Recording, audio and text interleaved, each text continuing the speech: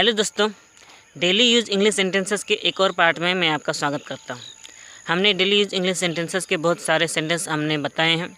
आज हमारा फिर से सेंटेंस है स्टूडेंट और टीचरों के बीच में बात करने वाली, उनके बीच में बात होने वाली वाक्यों के बारे में। तो चलिए शुरू करते हैं।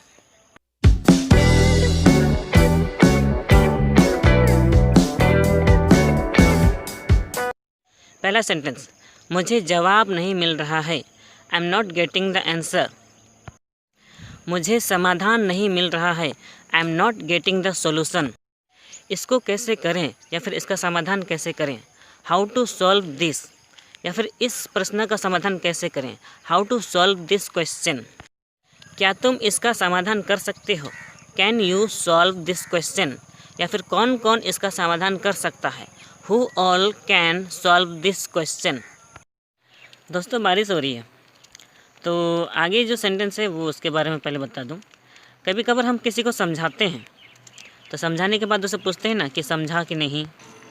ऐसे में उसे एक एक्सप्रेशन के साथ पूछते हैं ना, समझे या समझे कि नहीं, ऐसे पूछते हैं ना। तो ऐसे में उसे इंग्लिश में पूछ सकते हैं गॉट इट या फिर अंडरस्टूड। गॉट इट या फिर अंडरस्टूड, ये दो शब्दों में से आप कोई भी पूछेंगे तो एक्सप्रेशन के साथ, तो यही समझा जाएगा कि आपने उसे सवाल पूछा है। फिर वो जवाब क्या देगा, आई गॉट इट, यानी कि मैं समझ गया। मैं समझ गया यानी कि आई गॉट इट। या फिर उससे अगर कहना हो कि मैं नहीं समझा तो I didn't get it. I didn't get it या फिर I did not get it, ऐसा वो बोल सकता है। या फिर वो ये भी बोलेगा कि आई डिड नॉट अंडरस्टैंड, ऐसा बोल सकता है। फिर आप उससे पूछ सकते हैं कि तुम क्या समझे, तो इसका इंग्लिश होगा व्हाट डिड यू अंडरस्टैंड या फिर what did you get it, ऐसा बोला जा सकता है।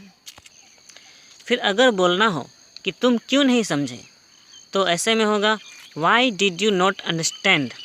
ठीक है, तो यह हो गया अंडरस्टैंड का, या फिर why did you not get it, ऐसा बोल सकते हैं। फिर आगे बोलना हो कि मुझे मिल गया तो आई गॉट इट। तो मुझे मिलने के लिए भी हम गेट का इस्तेमाल करते हैं, तो यहाँ भी गेट का गोट होगा।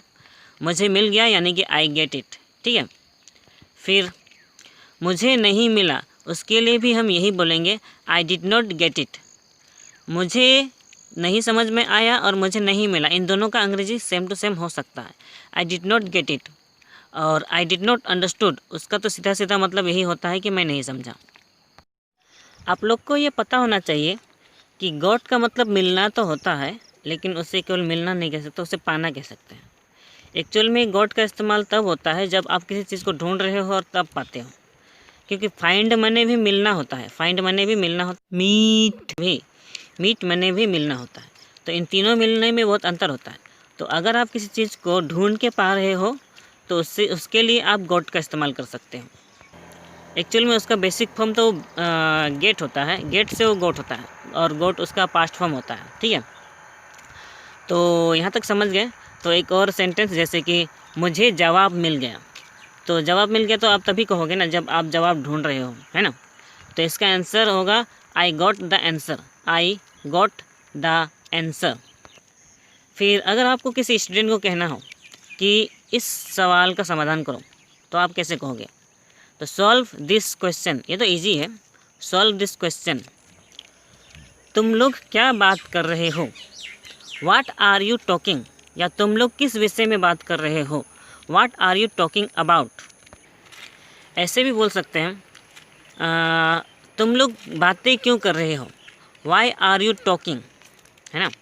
जवाब में क्या होगा, हम लोग कुछ बात नहीं कर रहे हैं। बच्चे तो यही बोलेंगे वी आर नॉट टॉकिंग या फिर वी आर टॉकिंग नथिंग, है ना। We are not talking anything, ऐसा बोल सकते हैं। हम बातें नहीं कर रहे हैं, वी आर नॉट टॉकिंग, ये तो इजी है।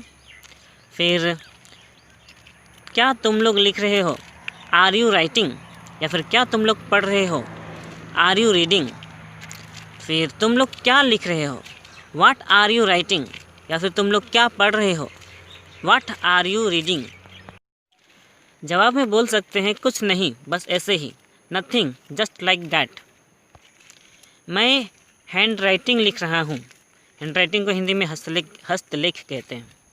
तो ऐसे में हिंदी में अगर बोला जाए तो मैं हस्तलेख लिख रहा हूँ, समझ में नहीं आएगा ना, तो इसलिए बोलेंगे मैं हैंड राइटिंग लिख रहा हूँ।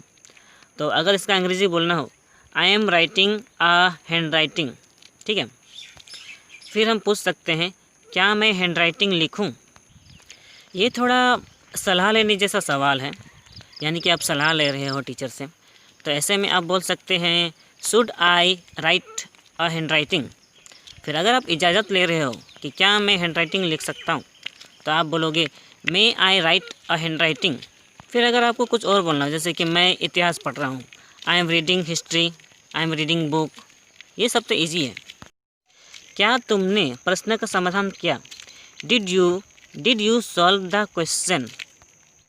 मैंने प्रश्न का समाधान नहीं किया, I did not solve the question. मैं नहीं सका, आई कुड नॉट, या फिर मैं प्रश्न का समाधान नहीं कर सका, I could not solve the question. मैं सवाल को नहीं समझा, I did not understand the question. तो सेंटेंसेस तो मैंने बहुत सारे बता दिए, ठीक है। इन सबको रटिए, रट के समझिए, और जितना ज़्यादा रटेंगे उतना ज़्यादा अच्छा होगा। आज के लिए बस इतना ही। वीडियो अच्छी लगी हो तो लाइक ज़रूर करें, शेयर करें, सब्सक्राइब करें। हालांकि कोई करता नहीं है, फिर भी आप सब्सक्राइब करेंगे तो मुझे खुशी होगी, नहीं करेंगे तो कोई बात नहीं। तो मिलते हैं अगले वीडियो में एक नई वीडियो के साथ। तब तक के लिए अपना ख्याल रखें, खुद सीखें और दूसरों को सिखाएं।